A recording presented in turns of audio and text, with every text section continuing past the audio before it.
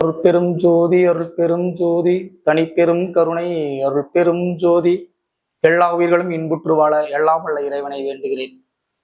அம்மன் ஆன்மீக நேயர்களுக்கு வணக்கம். நான் உங்கள் ஜோதிடர் வள்ளலார் ஆர் ஸ்ரீரங்கராஜன். நம்ம இப்ப ராகு கேது பயிற்சியை பத்தி பார்க்க போறோம். ராகு கேதுக்கள் அப்படிங்கிறது ஒரு கிரகங்களே கிடையாது, அது ஒரு நிழல் அப்படிங்கிறது அறிவியலாளர்களும் பகுத்தறிவு சிந்தனையாளர்களாலும் சொல்லப்படுகிறது. உண்மையில் அது ஆமா இல்லையா அப்படின்றால் ஆம். ராகு கேதுக்கள் அப்படின்றது வானத்தில் இருக்கக்கூடிய ஒரு கிரகங்கள் கிடையாது, அது ஒரு நீழல், பூமி சந்திரனுடைய நீழல். அந்த நீழல் கிரகங்கள் என்னென்ன விஷயங்களை செய்யும்? சாயா கிரகங்கள் என்று பெயர். சாயா என்ற சமஸ்கிருத சொல்லுக்கு நீழல் என்றுதான் தமிழில் பொருள். அப்ப அந்த நீழல் வாழ்க்கையில் ஏதேனும் ஒரு மாற்றத்தை ஏற்படுத்துமா அப்படின்னா ஆம், கட்டாயம் வாழ்க்கையில் ஒரு மாற்றத்தை ஏற்படுத்தும். உதாரணமாக சொல்ல வேண்டும் என்றால், ஒரு மரத்தின் அடியில் ஒரு மனிதன் இளைப்பாறினால் அவன் களைப்பு தீரும். அதுவே ஒரு மரத்தின் நிழலின் அடியில் ஒரு செடி இருந்தால் அது சரியான வளர்ச்சியை பெறாது. ஒரே நிழல் ஒருவருக்கு இளைப்பாறுதலும் ஒருவருக்கு வளர்ச்சியின்மையும் தருகிறது. அதுபோல்தான் இந்த ராகு கேதுக்கள் என்ற இந்த நிழல் கிரகங்கள் தான் இருக்கும் இடத்தில் ஒரு சிலருக்கு நல்வாழ்வையும் ஒரு சிலருக்கு பாதிப்புகளையும் ஏற்படுத்துகிறார். இப்போது இந்த மே மாதம் 18ஆம் தேதி ராகு பகவான் மீன ராசியிலிருந்து கும்பத்திற்கும், கேது பகவான் கன்னி ராசியிலிருந்து சிம்மத்திற்கும் பயிற்சியாகி எந்தெந்த ராசிக்காரர்களுக்கு என்ன விஷயங்களை செய்ய போகிறார் என்பதை தான் பார்க்க போகிறோம். இப்ப உங்க ராசியை நம்ம பார்க்க போறோம். துலாம் ராசி நேயர்களே வணக்கம். துலாம் அப்படின்னாலே வியாபார ராசி, எல்லாருமே சொல்லுவாங்க, நானும் சொல்றேன். துலாம் அப்படின்னாலே திராசு. அப்ப நீதி நேர்மை, நண்பருக்காக ஒரு விஷயத்த மாத்தி பேசுறதோ, உறவுக்காரங்களுக்காக ஒரு விஷயத்தை மறைச்சு பேசுறதோ துலாம் ராசிக்காரண்டா எப்பவுமே ஈடுபடாது. துலாம் சனி உச்சமடையக்கூடிய ராசி. சனி நீதி நேர்மைக்காரகன். மற்றபடி எல்லாரும் சொல்ற மாதிரி சனி ஈஸ்வரா பட்டம் அப்படிங்கிற வார்த்தையில நான் சொல்ல மாட்டேன். அது ஈஸ்வரா அப்படிங்கிற வார்த்தையே கிடையாது. அது சாணேச்சரன் அப்படிங்கிறது தான் சனீஸ்வரன் அப்படின்னு மாறியது. சாணேச்சரன் அப்படின்னா மெதுவாக நகரக்கூடியவன் அப்படின்ற வடமொழி சொல்லுடைய அர்த்தம் அது. அதனால நீதி நேர்மை தவறாத ராசி அப்படின்னா அது துலாம் ராசியை குறிக்கக்கூடியது.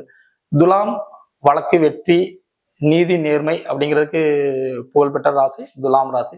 இந்த துலாம் ராசிக்காரங்களுக்கு இந்த ராகு கேது பயிற்சி என்ன மாதிரியான செயல் விஷயங்களை செய்ய போகிறது அப்படிங்கிறதான் நம்ம இப்ப பார்க்க போறோம்.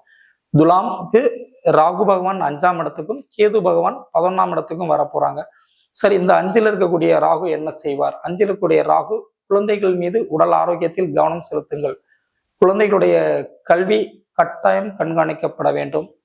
குலதெய்வ வழிபாடு கட்டாயம் போய் செஞ்சுட்டு வாங்க. குலதெய்வத்தை கோவில் எவ்வளவு அருகில் இருந்தாலும் சரி, வெகு தொலைவில் இருந்தாலும் சரி, குலதெய்வத்தை தேடி போய் வழிபாடு செய்யுங்கள். குலதெய்வத்தால் நீங்கள் கட்டாயம் மேன்மை அடைவீர்கள்.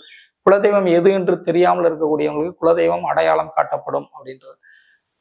5ல் ராகு அப்படிங்கிறது ஒரு சிறப்பு சமை அப்படின்னு சொல்ல முடியாதுங்க.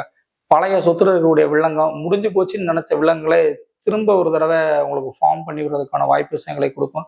அதில் பட்டாசிட்டா ரெக்கார்டு டாக்குமெண்ட்ஸ், பூர்வீக சொத்து சம்பந்தமான விஷயங்கள் இருக்கக்கூடிய பிரச்சனைகள், இது எல்லாமே பிரச்சனையா ஏற்பட்டு உங்களுக்கு தீரும். அதனால இந்த ராகு பகவான் 5ஆம் இடத்துல இருப்பது மிகச் சிறப்பானது அப்படின்னு உங்களுக்கு சொல்லிட முடியாது. ஆனா கேது செம செம செம சிறப்பான இடத்துக்கு வர போறாரு.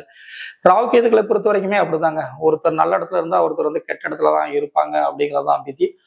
அதுல ராகு பகவான் உங்களுக்கு ஒரு நெகட்டிவான எதிர்மறையான இடத்துல இருந்தாலும், கேது பகவான் அப்படிங்கிறவர் உங்களுக்கு 11ஆம் இடத்துல இருக்க போறாங்க. இந்த ஆண்டு நடக்கக்கூடிய 3 பயிற்சிகளையும் நன்மை அடையக்கூடிய ஒரே ராசி எது அப்படின்னாலே துலாம் ராசி தாங்க. துலாம் சனி 5லிருந்து 6ஆம் இடத்துக்கு போயிருக்காங்க திருக்கணித பஞ்சாங்கப்படி.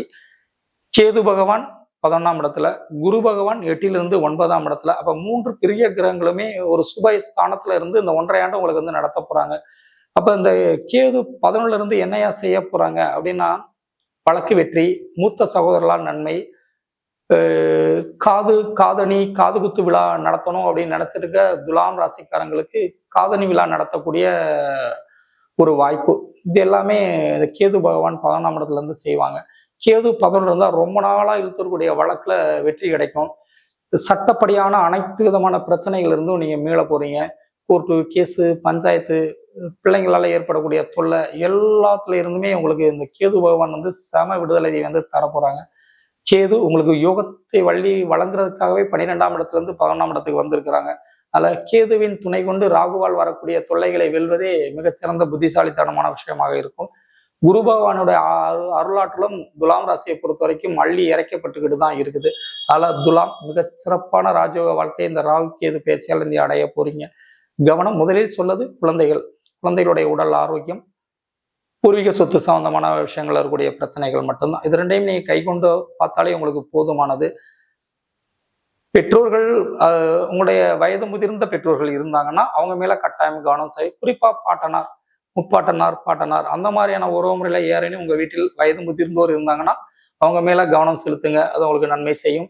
குழந்தை வேண்டும் அப்படின்னு காத்துட்டு இருக்கவங்க குலதெய்வ வழிபாடு பண்ணிக்கிறது ரொம்ப ரொம்ப நன்மைகளை செய்யும். இளமையில திருமணம் செஞ்சு இப்பதான் ஓராண்டாச்சு 6 மாசம் ஆச்சு அப்படிங்களுக்கு அந்த கருத்தங்குதல் சம்பந்தமான சில தொல்லைகள் கொஞ்சம் கொடுக்குங்க. ஏன்னா அந்த ராவுக்கு 6 5 இருப்பது சர்வதோஷம் கர்ப்பத்தை சாப்பிடும் அப்படின்னு ஒரு ஜோதிடத்துல வார்த்தை உண்டு. அப்ப கருத்தங்கி இருக்கிற பெண்கள் தன்னுடைய கருவை கவனமா பார்த்துக்கணும். கொஞ்சம் ஆடி ஓடி நடந்து வேலை செய்யறத கொஞ்சம் குறைச்சிக்கணும். கொஞ்சம் பக்குவமான நடை, பக்குவமான செயல் இந்த மாதிரி விஷயங்களோட இருந்தீங்கனாலே உங்களுக்கு ரொம்ப நன்மையான செயல் விஷயங்கள் உங்களுக்கு கொடுக்கும்.